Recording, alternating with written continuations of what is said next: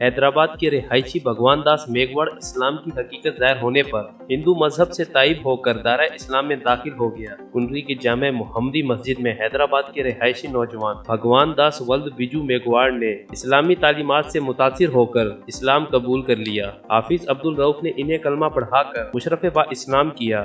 नौ मुस्लिम का इस्लामी नाम अब्दुल रहमान रखा गया। नौ मुस्लिम ने बताया कि मजहब इस्लाम इसने किसी लालच और दबाव के बगैर अपनी मर्जी और रजा खुशी से कबूल किया है।